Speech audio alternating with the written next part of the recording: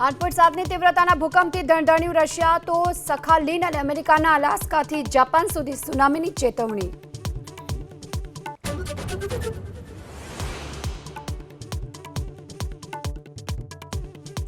Online આતંકી મોડ્યુલનો ગુજરાત એટીએસે કર્યો પર્દાફાશ. બેંગાલુરુથી મહિલા આતંકી શમા પરવીનની ધરપકડ. અલ-કાયદા સાથે જોડાયેલી અને પાકિસ્તાનીના સંપર્કમાં હોવાનો આરોપ.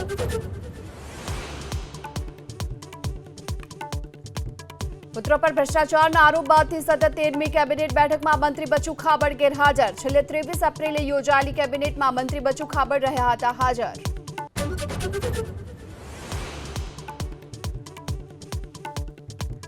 અમદાવાદમાં શાહીબાગ પાસે રફતારનો કહેર. 18 વર્ષીય કાર ચાલકે મોપેડ અને રિક્ષાને ટક્કર મારતા એકનું મોત. રિક્ષા ચાલક સારવાર હેઠળ. ચાલકની અટકાયત.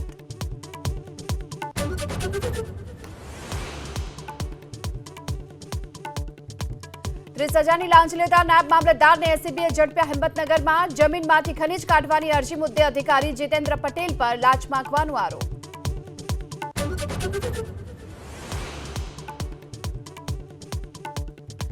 પાટણ નગરપાલિકા બની રાજકીય અખાડો. કોંગ્રેસના કાર્યકર્તાઓએ હોબાળો મચાવતા ચીફ ઓફિસર હિરલ ઠાકરે પોતાને ગણાવ્યા શાસક પક્ષના.